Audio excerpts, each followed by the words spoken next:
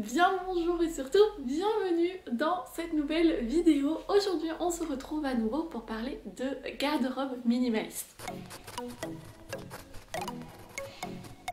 Si vous vous souvenez, j'ai fait il y a quelques temps une vidéo dans laquelle je vous présentais en fait tout mon déroulé pour arriver à une garde-robe minimaliste. Et dans cette vidéo là, je vous disais aussi que j'allais vous montrer en fait la mise en pratique de tout ça en faisant ma garde-robe à moi.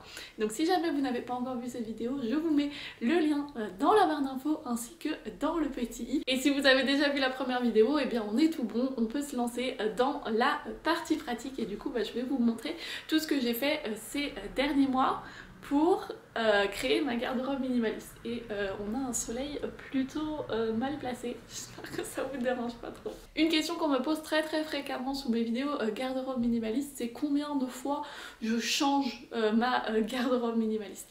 Et en fait, dans le meilleur des cas, pas du tout.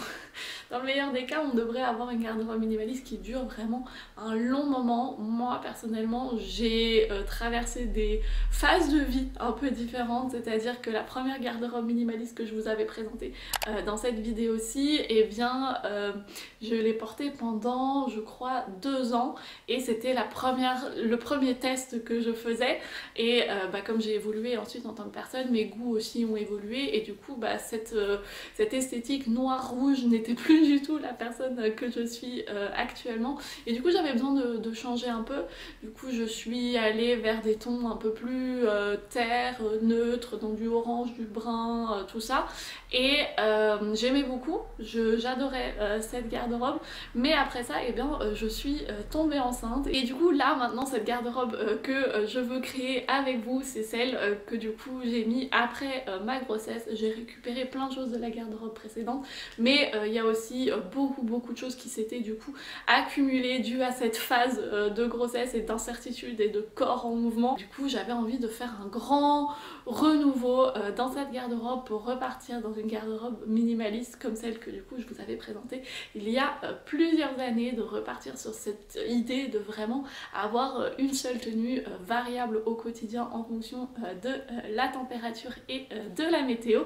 Et du coup c'est ce qu'on va faire aujourd'hui. Personnellement, ce que j'aime bien faire avant de me lancer dans quoi que ce soit, c'est me faire une idée approximative de ce que j'aimerais bien que soit ma garde-robe. Donc ça peut avoir plusieurs formes différentes, ça peut être un mood board que je me fais, partir sur une idée de couleur, ou bien dans mon cas cette fois-ci je me suis fait en fait un petit mémo vidéo dans lequel je laissais vraiment sortir toutes les idées que j'avais, vraiment ces premières impulsions qui étaient du coup en moi et qui ont été du coup le point de départ de ce changement de garde-robe. Je vous laisse tout de suite avec ces images là et pendant ce temps là moi je vais aller chercher les habits. Bon, du coup, mémo vocal à moi-même. Le pantalon, enfin les 2 pantalons que j'ai, que j'adore plus que tout au monde, ça va. Il faut juste que je les répare parce qu'ils sont vraiment pas en bon état. T-shirt au blanc, ça c'est la vie, il m'en faut 3. Ensuite, ça, je le mets tout le temps. Mais par contre, je trouve que ça serait plus joli en crème. J'en ai vu sur Vinted de la marque Urban Outfitters qui a l'air pas mal, mais sinon H&M aussi, ils ont typiquement ça. Autre chose dans la garde-robe qui est plutôt nécessaire, ce serait des tops. Je sais que noir, j'ai beaucoup porté. J'aimerais beaucoup trouver un marron, mais il faut que je trouve un marron que j'aime bien.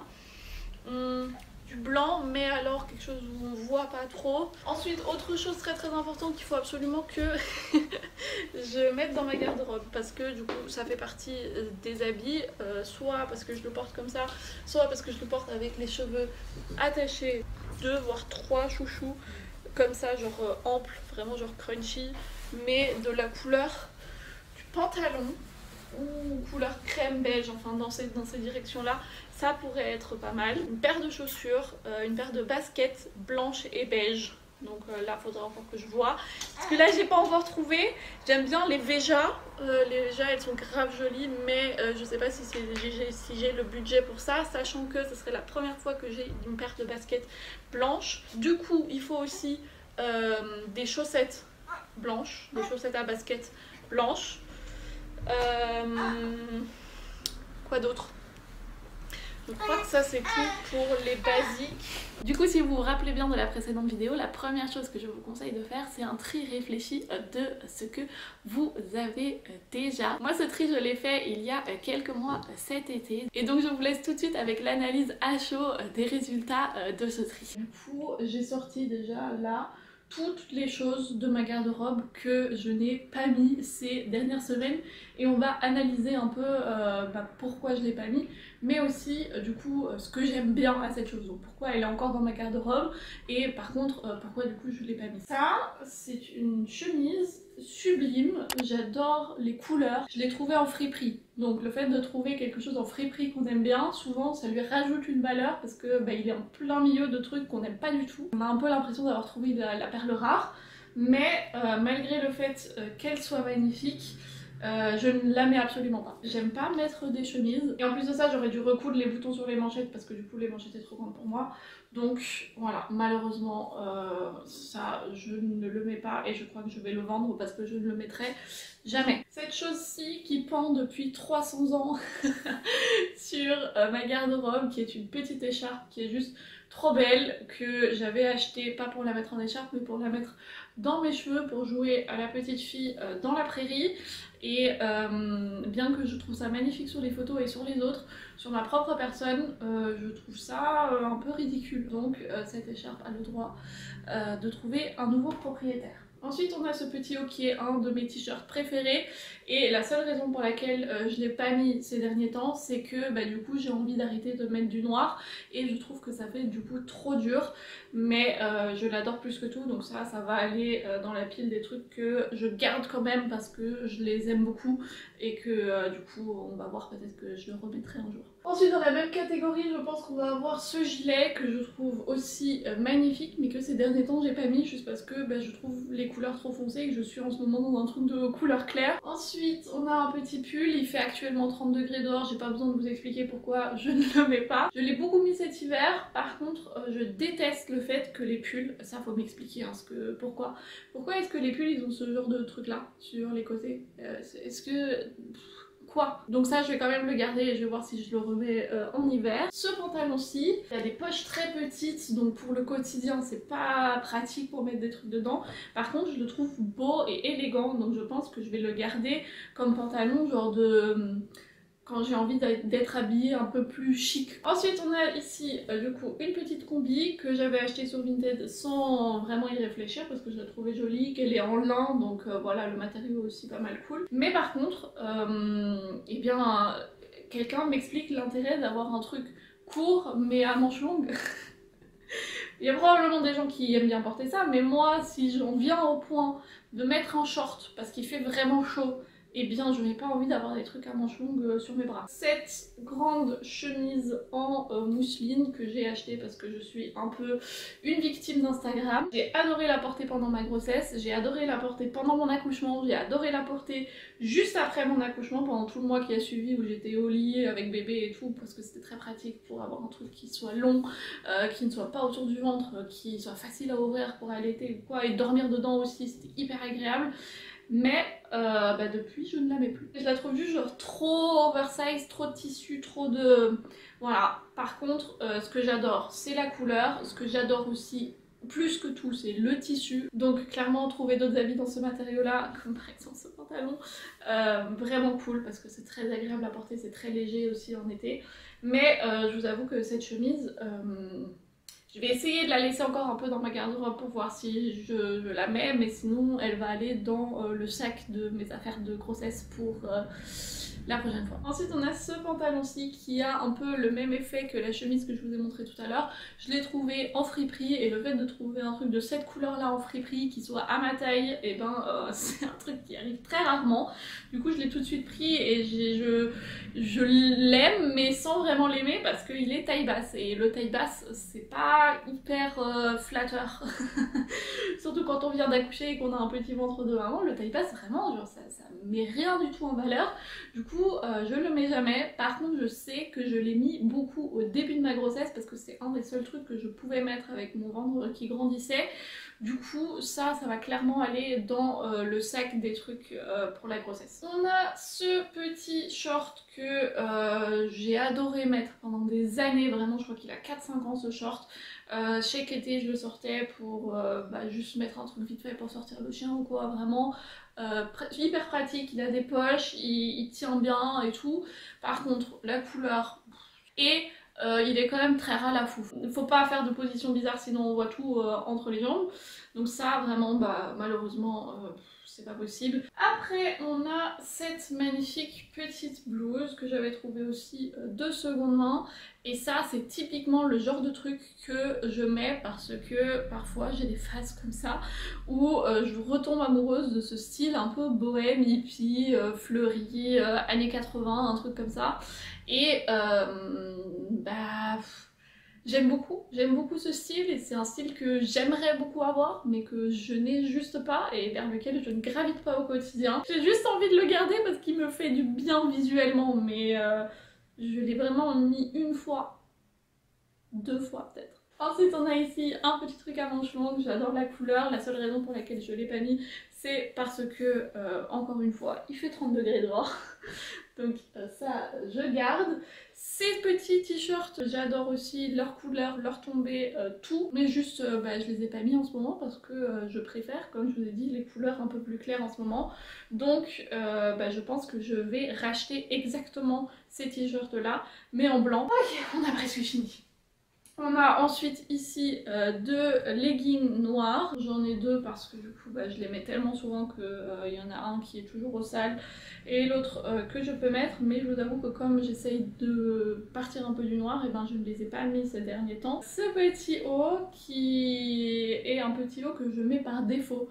J'aime pas trop la couleur, je sais pas, c'est un rose beige un peu bizarre et je le mets par défaut parce que j'aime beaucoup le mettre en dessous de pull quand il fait un peu frais. C'est aussi la raison pour laquelle il est sur la pile des trucs que j'ai pas mis ces derniers temps parce que du coup il ne fait pas frais du tout, mais je pense que j'aimerais bien l'avoir en une autre couleur parce que vraiment la couleur, à chaque fois que je le mets je me plains de cette couleur. Finalement la dernière chose que je n'ai pas mise c'est cet ensemble jogging, je l'aime d'amour, il est sublime, il est juste tout ce que je voulais dans un ensemble jogging. Il a des poches, il est la couleur que je veux, il est pas trop baggy, il est vraiment hyper beau, mais il tient super chaud. Donc ça va dans les trucs d'hiver.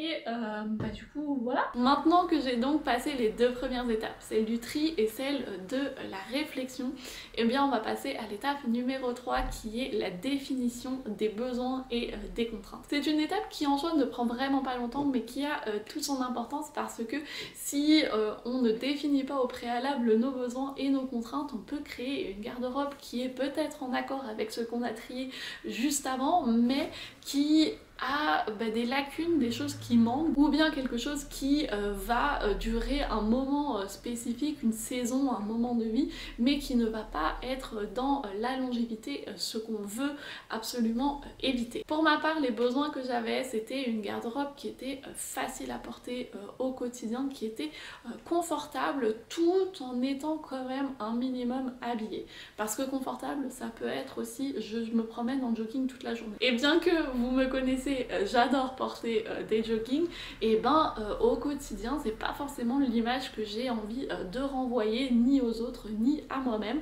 Donc j'aime bien avoir quelque chose qui donne quand même l'impression d'une certaine recherche, d'un certain habillement, d'une certaine classe entre guillemets. Au niveau des matières j'avais pas de besoin spécifique, je préfère quand il est possible de porter des matières naturelles, du coup coton, lin, tout ça, mais une contrainte que moi j'ai personnellement c'est que je suis végane. J'essaye d'éviter au maximum de porter des habits qui proviennent d'animaux, donc tout ce qui est laine, cuir, tout ça, on oublie, la soie aussi. Autre chose qui était important pour moi, comme je porte mon enfant dans le porte-bébé, je voulais aussi avoir des habits qui n'étaient pas trop amples parce que c'est toujours un peu embêtant avec les ceintures du porte-bébé et tout, enfin bref, je voulais vraiment des habits qui étaient assez près du corps parce que c'est ce qui était le plus facile pour moi. Et sinon... Ah oui, je vous ai parlé aussi dans la vidéo précédente des complexes et je pense que c'est quelque chose de très important et qu'il faut prendre en compte dans son choix de garde-robe.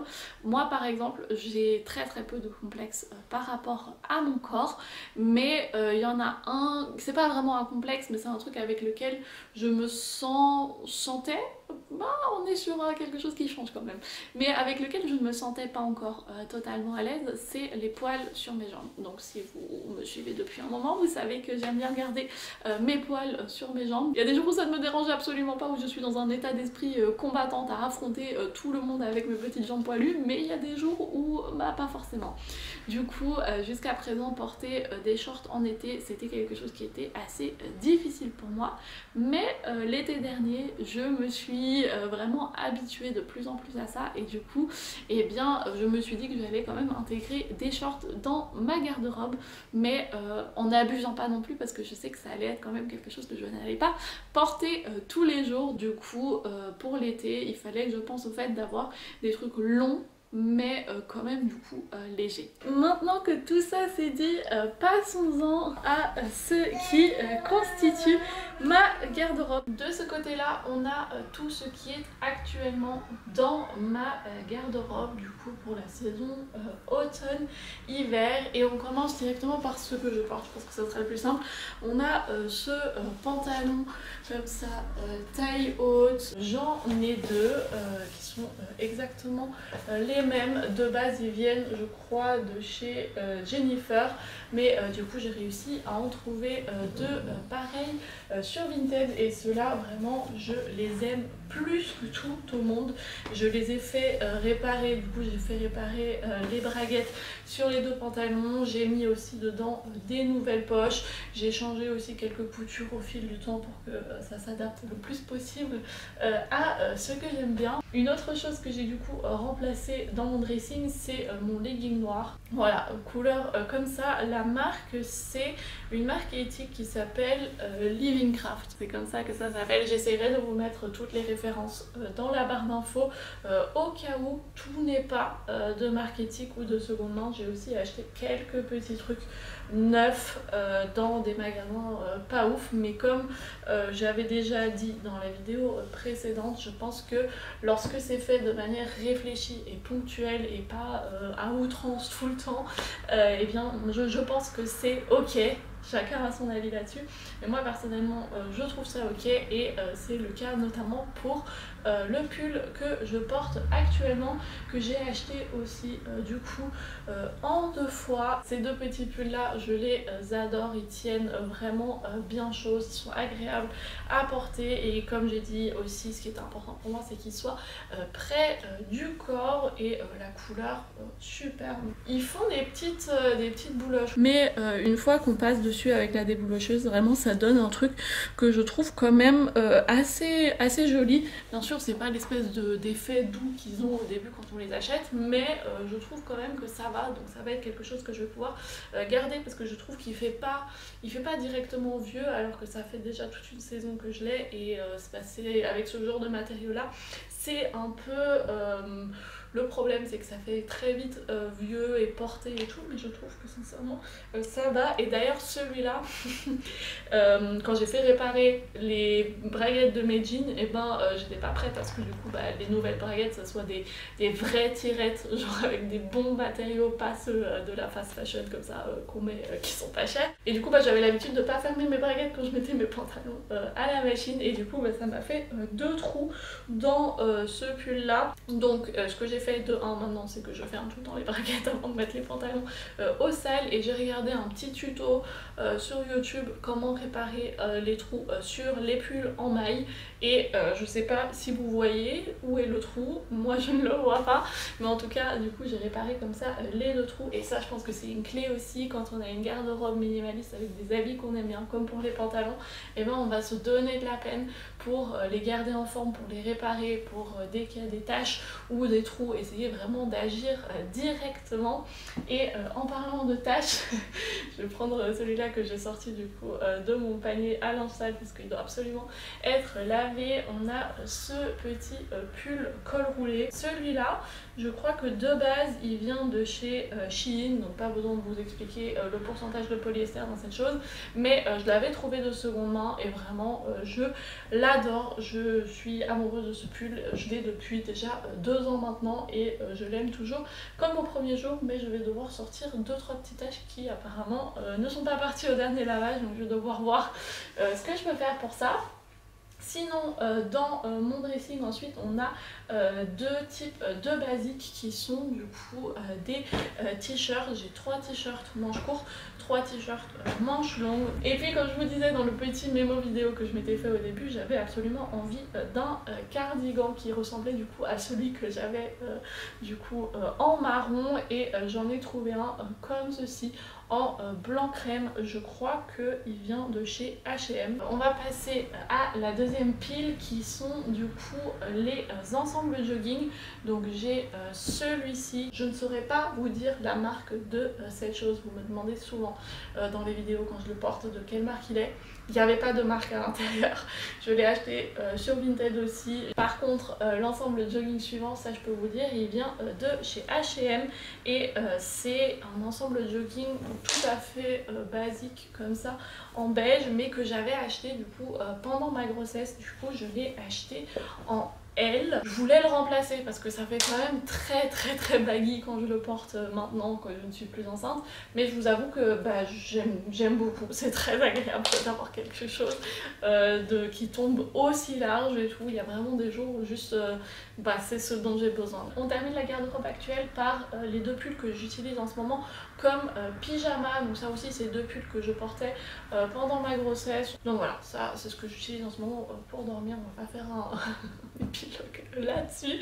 Ce que je porte comme chaussures en ce moment surtout c'est celle-ci. Donc comme je vous avais dit dans le petit mémo vidéo, j'avais en tête de m'acheter des Veja et des Veja blanches comme ça, et je trouve qu'elles sont vraiment géniales. Grâce aux chaussures, je vais pouvoir faire la transition vers la garde-robe d'été, étant donné que j'ai ces petites sandales. J'avais exactement les mêmes en noir que j'ai adoré porter, et du coup bah, j'ai cherché sur Vinted et je les ai trouvées du coup en beige, donc vraiment super pratique parce que du coup ça va avec les nouvelles couleurs de la garde-robe. Et du coup la garde-robe d'été, cette petite pile d'habits ne remplace pas toute la garde-robe que je viens de vous montrer pendant l'été. Je sors juste quelques trucs comme par exemple cet ensemble jogging là qui est vraiment beaucoup trop chaud. Je vais sortir aussi quelques sous-pulls manches longues, le pull col roulé.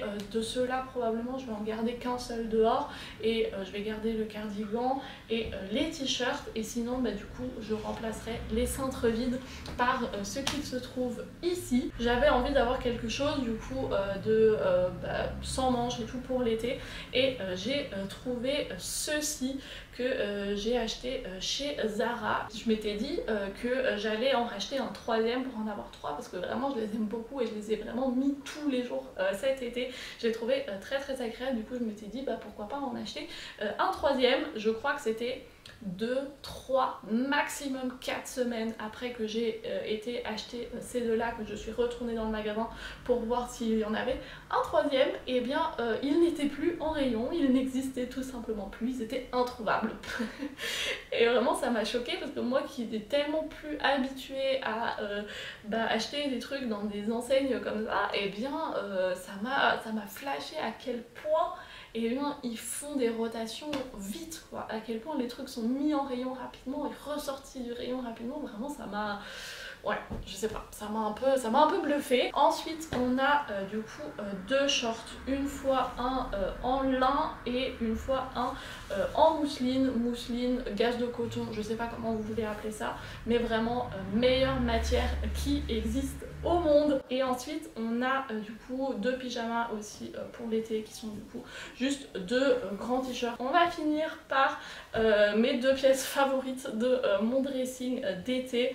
On a d'un côté ce pantalon-ci qui est du coup de nouveau de cette matière coton double gaze, vraiment hyper agréable, très léger, très beau à porter, en taille haute, avec des longues jambes et tout. Vraiment ça, pour l'été quand il fait très chaud et que j'ai pas forcément envie de mettre un short ou quoi, parfait. Et finalement très vite, parce que j'entends déjà mon fils pleurer derrière, je me suis acheté aussi une petite robe que j'ai trouvée sur Vinted de la marque Mon Bébé, voilà, comme ceci. Désolée pour cette fin un peu abrupte, j'espère que cette vidéo vous a quand même plu et vous aura inspiré à peut-être commencer votre dressing minimaliste. Je vous mets dans la barre d'infos le lien vers toutes mes vidéos concernant ce sujet. Normalement ça devrait vous donner toutes les clés pour commencer et réussir. Moi en tout cas je vous remercie d'avoir passé cet agréable moment avec moi. Si jamais cette vidéo vous a plu, n'hésitez pas à me le faire parvenir en me laissant par exemple un petit commentaire.